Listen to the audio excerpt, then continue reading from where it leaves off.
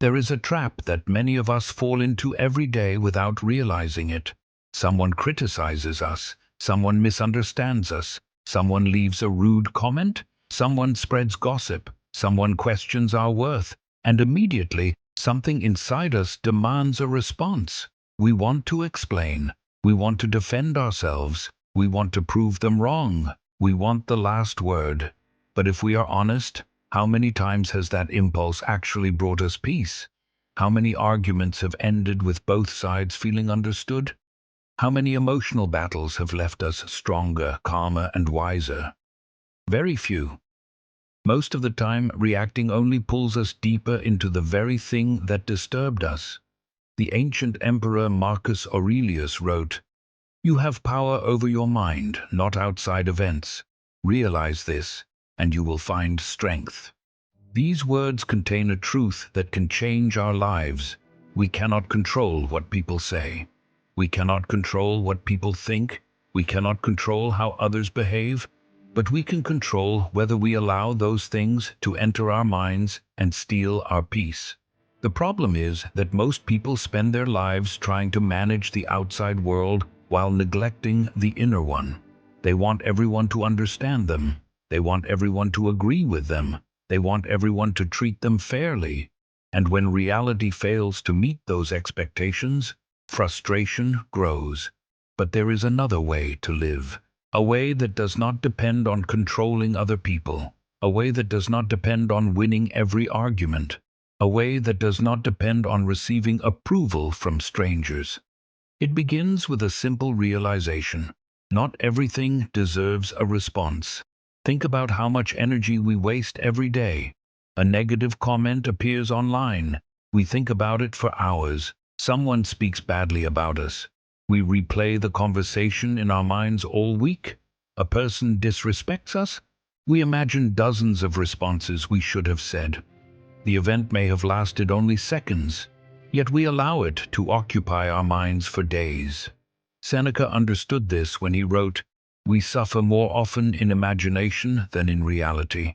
Most of our pain does not come from the event itself. It comes from the story we continue telling ourselves afterward. We relive it, we replay it, we feed it, and the more attention we give it, the stronger it becomes. This is why learning when not to respond is one of the greatest forms of self-discipline, because every response costs something. It costs time, it costs energy, it costs emotional peace. And before responding, we should ask ourselves a simple question. Is this worth the price? Many things are not. Not every criticism deserves a defense. Not every insult deserves a reaction. Not every misunderstanding deserves an explanation. Sometimes silence is not weakness. Sometimes silence is wisdom. The ego does not like this idea. The ego wants to be right. The ego wants validation. The ego wants to win. The ego wants recognition. And because of that, the ego often convinces us to fight battles that were never worth fighting. We feel compelled to prove ourselves, to justify ourselves, to defend every part of our reputation. But the truth is that no explanation will satisfy people who have already decided not to understand. No argument will convince someone who is committed to misunderstanding you, and no amount of defending yourself will stop everyone from having opinions. The moment we accept this, we become lighter. We stop carrying unnecessary burdens. We stop trying to control what was never ours to control. Epictetus taught, "It's not what happens to you, but how you react to it that matters." Notice where the focus is placed. Not on the event, not on the insult, not on the criticism, but on the reaction.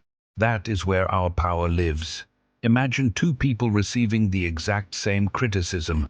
One becomes angry, obsesses over it, loses sleep over it, carries resentment for weeks. The other listens calmly, takes what is useful, ignores what is not, moves forward. The event was identical. The outcome was completely different. Why? Because the true battle was never outside. It was inside. This is one of life's deepest lessons. The world will always contain difficult people. There will always be criticism. There will always be unfairness. There will always be negativity. Waiting for the world to become peaceful before finding peace ourselves is a losing strategy. Instead, we must learn to build peace within. We must become less reactive, less impulsive, less dependent on external validation. Marcus Aurelius often reminded himself that people act according to what they know. Some act from ignorance, some act from fear, some act from insecurity. When we understand this, something changes. Instead of reacting with anger, we begin responding with perspective. We stop taking everything personally, because not every action is about us. Sometimes people speak from their wounds. Sometimes people project their frustrations. Sometimes people are fighting battles we know nothing about. Understanding this does not mean accepting bad behavior. It means refusing to let that behavior control our emotional state. Because every time someone can provoke us at will, they gain influence over our inner world. And our inner world is too valuable to hand away so easily. True strength is not found in overpowering others. True strength is found in mastering ourselves. Anyone can react. Anyone can lose their temper. Anyone can retaliate. But remaining calm when emotions are demanding action, that requires strength. That requires discipline. That requires character. And character is built one decision at a time. One moment of restraint. One moment of patience. One moment of choosing peace over pride. Over time, these small victories transform us. We become harder to provoke, harder to manipulate, harder to disturb, not because we stop caring, but because we stop allowing every external event to determine our internal state. We begin to understand that attention is our most valuable resource. Where attention goes, energy follows. And if we give our attention to every insult, every rumor, every criticism, and every conflict, we leave little energy for what truly matters: our growth, our purpose, our relationships, our peace. The wise person protects their attention carefully. They choose where to invest their emotional energy.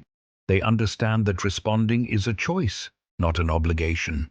And often, the strongest response is no response at all. The strongest response is remaining focused while others seek distraction. Remaining calm while others seek conflict. Remaining grounded while others lose control. This is not weakness, it is mastery.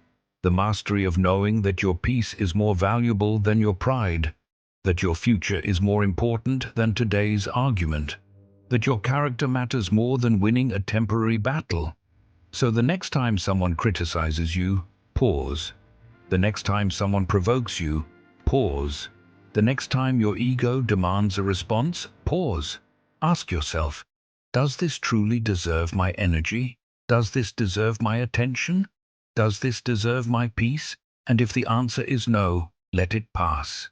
Like a cloud crossing the sky, like a leaf floating down a river, like an echo fading into silence.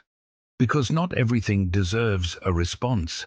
Some things deserve your understanding, some deserve your patience, and many deserve nothing at all. The moment we learn this, we stop becoming prisoners of every circumstance.